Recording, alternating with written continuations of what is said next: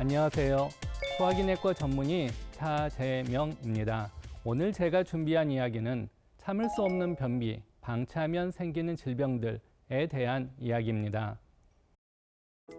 배변이 며칠씩 없거나 변을 봐도 개운하지 않고 배에 불편함이 계속된다면 한 번쯤 의심해봐야 하는 변비.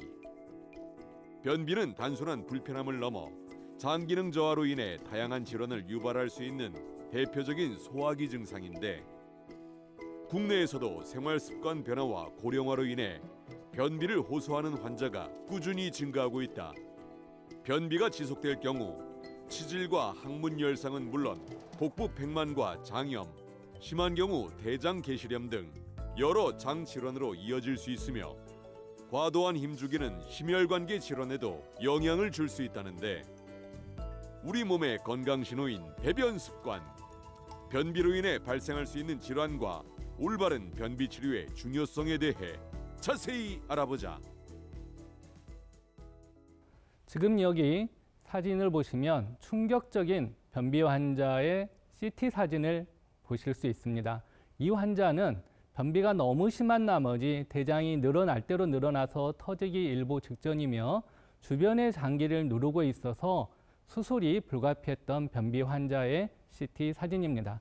모든 환자들의 변비가 여기 사진에 보이는 환자처럼 심한 것은 아니겠지만 많은 환자들이 변비로 많은 다양한 고통을 겪고 있습니다. 따라서 오늘은 제가 변비에 대해서 다양한 얘기를 말씀드리도록 하겠습니다. 평소 진료를 볼 때 환자들에게 묻는 질문이 있습니다. 변은 잘 보시나요? 변은 며칠에 한 번 보시나요? 이런 질문을 드리는데요. 배변, 매일 보는 것이 중요할까요? 정상 배변이란 어떤 걸까요? 배변 횟수는 사람마다 매우 다양한데요. 하루에 3번을 배변을 하는 것에서 일주일에 3번 배변하는 것까지를 우리가 다 정상 횟수로 간주를 하고 있습니다. 배변을 하는 데 있어서 힘을 많이 주지 않고 배변하는 후에 개운한 느낌이 있을 뿐만이 아니라 일정 정상 패턴을 유지하고 있으면 우리가 정상으로 간주를 하고 있습니다.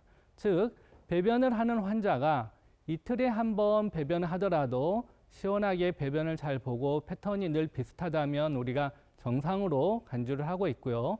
매일 배변을 보는 환자라고 하더라도 배변을 할 때마다 힘들고 개운하지 않은 그런 증상이 있다고 하면 변비로 간주를 하고 있습니다. 배변이라는 것은 음식물을 먹은 음식물 찌꺼기가 만들어질 뿐만이 아니라 정상 대사 과정에서 생기는 노폐물이 만들어지는 거고, 장내 세균의 부산물이 바깥으로 배출되는 과정입니다. 그렇기 때문에 우리가 배변을 정상으로 보고 있다는 것은 장내 소화기관의 기능이 정상적으로 운영되고 있다는 건강의 척도로 활용을 할 수 있습니다. 뿐만이 아니라 배변이 정상이라는 것은 장 건강이 건강하다는 것뿐만이 아니라 전신 컨디션이 정상이며 정신 건강이나 여러 가지 질환에 의해서도 배변이 영향을 받을 수 있기 때문에 배변이 정상이라는 것은 우리가 건강을 알아보는 중요한 지표로 활용을 할 수 있습니다.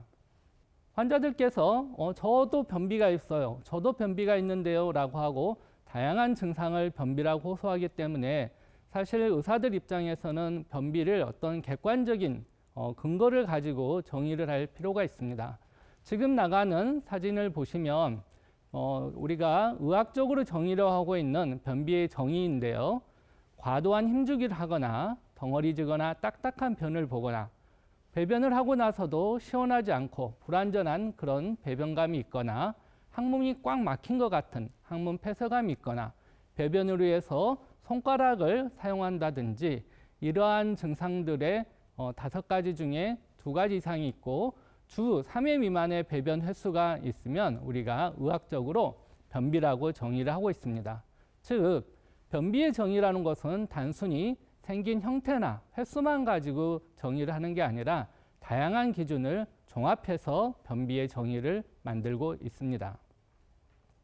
그렇다면 이런 변비가 왜 생기는 걸까요? 많은 환자들이 어느 날 갑자기 변비가 생겼는데 사실은 자세히 생각을 해보면 다양한 원인이 되는 상황들이 있을 수 있습니다. 대표적으로 우리 젊은 여성들은 다이어트를 하다가 보면은 변비가 생기는 것을 경험을 하게 됩니다.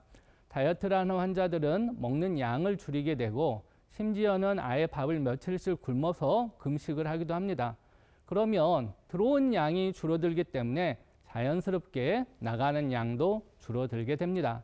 따라서 다이어트를 하는 경우에는 먹는 칼로리를 줄여야 하기 때문에 섬유질이 많은 야채나 과일 같은 것을 먹고 칼로리가 낮은 그런 음식을 섭취를 하면 변비를 좀 줄일 수 있습니다.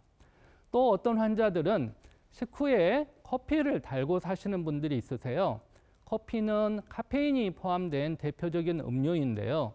카페인을 먹으면 장을 자극을 해서 배변을 하는데 좀 도움이 된다라는 그런 상식이 알려져 있기 때문에 변비가 있는 분들이 커피를 달고 사시는 경우가 있습니다. 이게 단기적으로는 맞는 말인데요.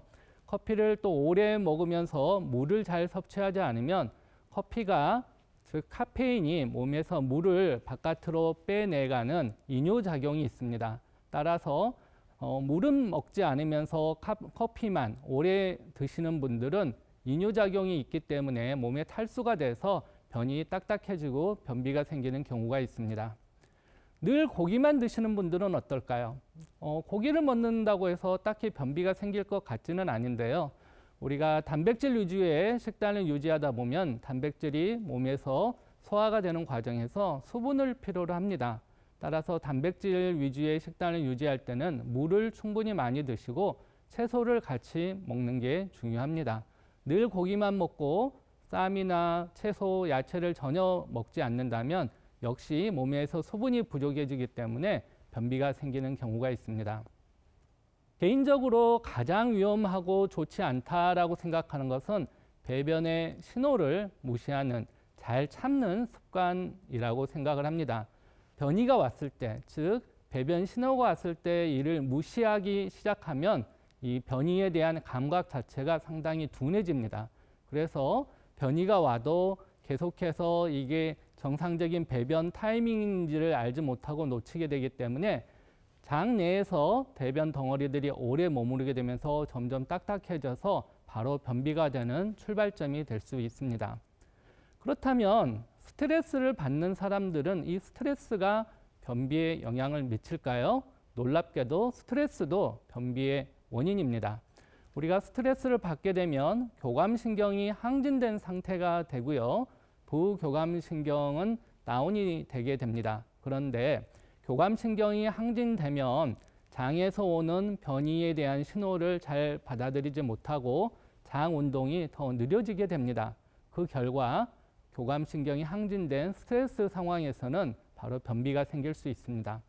또 하나는 과민성 대장증후군 환자들이 있는데요.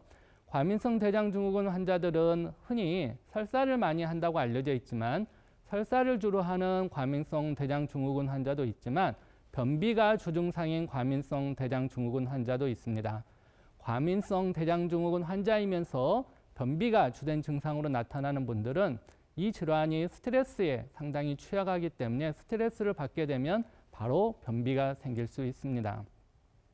이런 거 외에도 사실 여러 가지 우리가 평소에 먹는 약 때문에 변비가 생기는 경우도 있습니다. 사실 변비라는 증상 자체가 아주 심각한 증상은 아니기 때문에 의사들조차도 지금 처방하는 약이 변비가 생기는 약인지 아닌지 잘 모르는 경우가 있습니다. 따라서 본인이 무슨 약을 먹고 있는데 해당 약을 먹은 이후에 변비가 생겼다면 반드시 처방하신 의사 선생님과 해당 약이 변비와 어떤 상관관계가 있는지를 한번 물어보시는 게 좋을 것 같습니다. 그렇다면 변비 그렇게 좀 불편하긴 하지만 사는데 큰 지장은 없는데 변비를 꼭 치료해야 될까요? 변비를 제대로 치료하지 않았을 때는 어떤 문제가 생길 수 있을까요? 생각보다 변비와 관련된 다양한 합병증들이 있습니다. 대표적인 게 분변 매복이라는 질환이 있습니다. 분변 매복은 대변 덩어리들이 직장에서 뭉쳐서 잘 배출되지 않고 오래 머무르게 되면 점점 더 딱딱해지고 본인이 힘을 줘도 잘 배출되기 어려운 상황에 이르게 됩니다. 지금 사진에 보이시는 것처럼 분변 매복이 생기게 되면 이 딱딱해진 대변 덩어리들이 장벽을 눌러서 혈액순환이 잘 되지 않습니다. 그러면 염증이 생기게 되고 궤양이 생기게 되고 거기서 심한 경우에는 출혈도 생길 수 있습니다. 뿐만 아니라 이 궤양이 바깥으로 터져서 천공이나 복막염이 생겨서 심지어는 사망하는 사례도 있습니다. 변비를 제대로 치료를 하지 않았는데 천공이나 복막염, 사망에 이르게 된다니 정말 전혀 상상도 할 수 없었던 그런 합병증이 되는 겁니다. 분변 매복은 거동이 좀 불편하고 오래 누워 계신 와병 상태인 분들에게 많이 생기지만 그런 증상 외에도 변비가 심하면 주변에서 많이 흔히 볼 수 있는 환자들은 치액이나 치열, 직장 탈출과 같은 환자들입니다. 우리가 대변이 보는데 시원하게 봐지지 않고 변비가 심하면 힘을 굉장히 많이 주게 되는데 그 힘이 항문 주변으로 많이 쏠리게 됩니다. 그 결과 항문 주변에 있는 혈관이 충혈되고 늘어나는 상태를 우리가 치핵이라고 합니다. 지금 사진에 보이시는 것처럼 치핵이 되면 항문 주변 혈관이 늘어나게 되는데 대개 변비가 있으면 치핵이 악화되는 이런 결과가 생기게 되고요. 또 치핵이 있으면 이 늘어난 혈관 덩어리들을 마치 대변 덩어리라고 착각을 해서 배변을 볼 때 계속해서 더 힘을 주는 악순환이 생기기 때문에 치핵이 있으면 변비가 심해지고 변비가 심하면 또 치핵이 생기는 그런 악순환이 생길 수 있습니다. 그리고 배변을 할 때 너무 힘을 주게 되면 항문 주변에 점막이 찢어질 수 있습니다. 지금 사진에 보이시는 상황이 딱 그 상황인데요. 치열이라고 합니다. 그래서 항문 주변이 따갑고 아픈 증상이 생길 수 있습니다. 또 배변을 할 때 계속해서 너무 힘을 주게 되면 항문 주변만 아니라 그 위에 있는 직장이 항문 바깥으로 밀려 나오게 되는 지금 사진에서 보이는 이런 상황이 생길 수 있는데요. 이를 직장 탈출이라고 합니다. 변비가 심하면 이런 질환들이 생길 수가 있습니다. 또 변비가 심하면 우리가 배변을 할 때 굉장히 힘을 주게 되는데요. 힘을 많이 주게 되면 혈압이 오르게 되고 심지어 뇌에 뇌압도 오르게 됩니다. 그 결과 변비가 있는 분들은 뇌졸중이 잘 생긴다는 그런 보고가 있습니다. 그리고 변비가 있으면 우리가 힘을 주기 때문에 뇌압이 올라가게 되는데 그때 미주신경이 많이 자극이 됩니다. 미주신경이 자극이 되면 심장 박동수가 느려지고 혈압이 떨어지면서 뇌로 가는 피가 부족하게 돼서 일시적으로 실신을 하는 경우가 있습니다. 이를 미주신경성 실신이라고 하는데요. 어떤 환자들은 화장실에서 배변을 하다 1년에 3번, 4번씩 의식을 잃고 쓰러지기도 합니다. 물론 금방 의식을 회복하기 때문에 이 자체로는 큰 문제가 되지는 않는데요. 쓰러지는 그 상황에서 머리를 부딪힌다거나 혹은 팔다리가 어디에 부딪혀서 골절이 생긴다거나 그런 문제가 있기 때문에 사실 매우 위험한 상황이라고 할 수 있습니다. 또 일부 환자들은 변비가 오래되면 변실금을 경험하는 경우가 있습니다. 변실금은 말 그대로 변이 새 나가는 거죠. 본인의 의지와는 상관없이 변이 새 나가는 건데 변비와 변실금은 어떻게 보면 정반대 증상이기 때문에 아니 두 가지 증상이 동시에 있을 수 있나? 라고 생각을 할 수 있습니다. 변실금은 직장의 대변 덩어리들이 오래 정체되고 변이를 계속 무시하게 되면 이 변이를 느끼지 못하고 배변에 대한 감각 자체가 둔해지게 됩니다. 그런 상황에서 직장에는 대변 덩어리들이 가득 차 있지만 배변을 하지 못하고 이 가득 찬 대변 덩어리보다 위쪽에 있는 무른 대변들이 넘쳐 흘러서 나오게 되는 게 바로 변실금 상황입니다. 따라서 이런 경우에는 변실금을 치료하는데 오히려 변비약을 쓰면 변실금이 치료될 수도 있습니다. 아마 대장 내시경을 한 번이라도 받아보셨던 분들은 대장 내시경을 했더니 특별한 증상은 없었지만 개실이 있습니다 라는 설명을 들으신 분들이 있으실 것 같습니다. 지금 나가는 사진이 개실 상황인데요. 장벽이 약해져서 바깥으로 삐져나가면서 마치 벌집처럼 이렇게 보이는 걸 개실이라고 합니다. 개실은 50대에서는 약 30%, 많게는 한 3명 중 1명 꼴이죠. 60대는 많게는 40에서 50%, 많게는 2명 중 1명꼴입니다. 보일 정도로 굉장히 흔한 그런 질환입니다. 개실이 왜 생기냐면 대장 내의 압력이 올라가서 장의 어떤 점막층이 바깥으로 삐져나가는 상황인데요.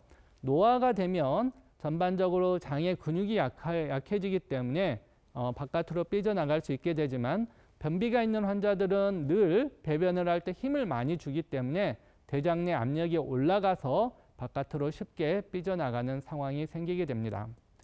일부 환자들은 변비가 있으면 허리 통증이나 혹은 디스크가 악화되는 경우가 있습니다. 보통 디스크 환자들에게 병원에서는 복압이 올라가는 모든 행동을 피하는 게 좋습니다 라고 얘기를 합니다. 왜냐하면 복압이 올라가게 되면 그 압력이 허리로 전달되어서 허리 통증이 심해지고 디스크가 악화될 수 있기 때문입니다. 또 오랫동안 변비를 가지고 있는 분들은 삶의 질이 나빠지면서 그 결과 우울증이 생기는 경우도 있습니다. 지금 말씀드린 것처럼 변비라고 하는 것은 2차적으로 상당히 많은 몸의 전신의 다양한 질환을 유발할 수 있는 심각한 질환입니다. 물론 모든 환자들에게 변비와 관련된 합병증이 생기는 건 아니지만 변비를 제때 치료하지 않는다면 이런 합병증이 생기지 말라는 법도 없기 때문에 변비를 제때 잘 치료하시는 게 중요할 것 같습니다. 그렇다면 이 변비 중에서도 변비 있는 환자들이 다 병원에 가야 할까요? 전문의 진료가 꼭 필요한 변비는 어떤 게 있을까요? 그래서 저희가 병원에 꼭 찾아와야지 되는 변비 환자들의 경고 증상이라는 걸 말씀을 드리는데요. 갑자기 생긴 심한 변비이거나 빈혈이 있거나 혹은 혈변을 동반한 변비이거나 원인 미상으로 체중이 빠지는 변비이거나 갑자기 심한 통증을 동반한 변비이면 반드시 병원에 한번 찾아가 보십시오라는 설명을 합니다. 또 50대 이후에는 대장암이 많이 생기는 나이이기 때문에 50대 이후에 갑자기 생기는 변비라고 하면은 우리가 대장암의 가능성을 한 번은 생각을 해보게 됩니다. 물론 변비를 오래 가지고 있다고 해서 대장암이 생기지는 않습니다. 하지만 대장암에 의해서 장이 막혀져서 배변이 굉장히 힘들어진 바로 그 증상을 본인 스스로 이게 변비 증상인가 보다 라고 착각할 수가 있기 때문입니다. 실제 환자의 사진을 보여드리겠습니다. 지금 보이는 이 환자의 사례는 75세 여자 환자였는데 상당히 수개월 동안 갑자기 생긴 변비에 대해서 변비약을 자가로 복용을 하시다가 아무리 약을 먹어도 변비가 해결이 되지 않으니까 병원으로 찾아오셨는데요. 대장 내시경을 해보니까 이미 대장이 다 막혀 있었고 간에까지 전이가 되어 있는 대장암 환자였습니다. 이런 사례들이 있을 수 있기 때문에 앞서 말씀드린 경고 증상이 동반된 변비 환자라고 하면은 반드시 병원을 찾아보시는 게 좋겠습니다.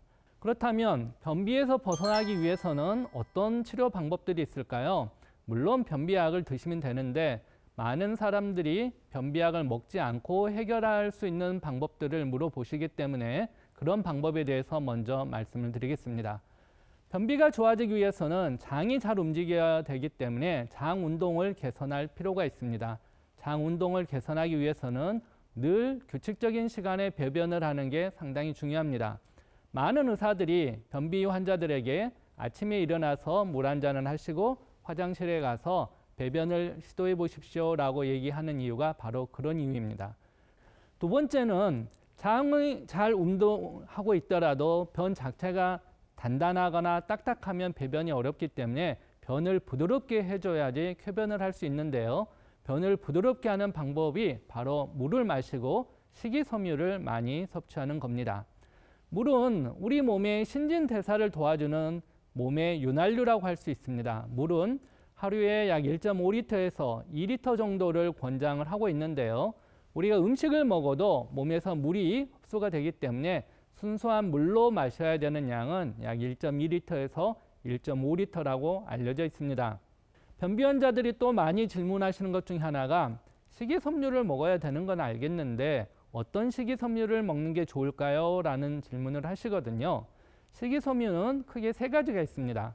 다시마나 미역, 톳, 차전차피와 같은 수용성 식이섬유들이 있는데 이런 수용성 식이섬유는 먹게 되면 장내에서 겔 형태로 바뀌어서 장내 미생물이 살아가는 환경을 개선시켜 줄 수 있습니다.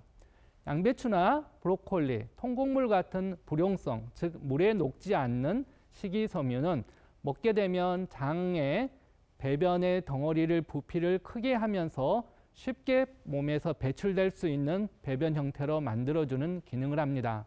바나나나 양파, 아스파라거스, 귀리, 보리와 같은 발효성 식이섬유는 먹게 되면 몸속에서 단sve지방산이 만들어지는데요. 이 단sve지방산은 바로 장내 미생물의 먹이가 됩니다. 따라서 이 세 가지 식이섬유를 골고루 먹는 게 좋습니다. 일부 환자들은 또 관장을 하는 분들이 있습니다. 특히 변비가 심한 환자일수록 관장에 많이 의존하는 경우가 있는데요. 관장을 꼭 필요할 때 사용하는 건 나쁘지 않습니다.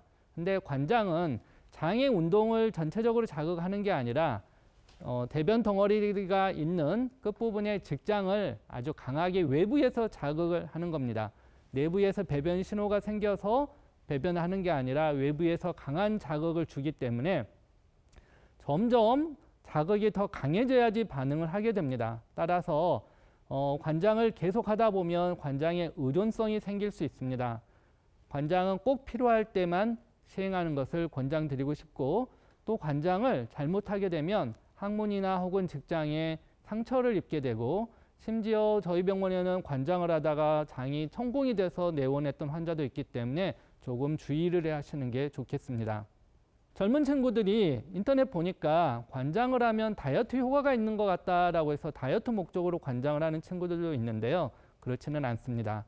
우리가 음식물이라고 하는 것은 영양분이 대부분 소장에서 이미 다 흡수가 되고 대장에 내려와 있는 음식물 찌꺼기들이고, 대장에 남아있는 이 대변 덩어리들은 영양가가 전혀 없습니다. 따라서 관장을 해서 배변을 열심히 하더라도 그건 다이어트에 전혀 효과가 없기 때문에 다이어트 목적으로 관장을 하는 건 별로 권해드리고 싶지 않습니다. 환자들이 변비약을 기피하는 많은 이유 중에 하나는 변비약을 먹게 되면 습관이 생기는 거 아닌가요? 혹은 변비약을 오래 먹게 되면 중독되는 거 아닌가요? 라는 오해 때문에 기피하는 경향이 있습니다. 하지만 이는 사실이 아닙니다. 변비약 중에서 의사들이 가장 많이 처방하는 변비약이 바로 부피성 하제와 삼투성 하제입니다. 부피성 하제는 대변 덩어리들을 크게 해서 쉽게 배출되도록 하는 변비약이고, 삼투성 하제는 장 내로 물을 끌어들여서 대변 덩어리가 좀 덜 딱딱하고 부드럽게 만들어주는 그런 변비약인데요. 두 가지 약 모두 습관성이 전혀 없습니다.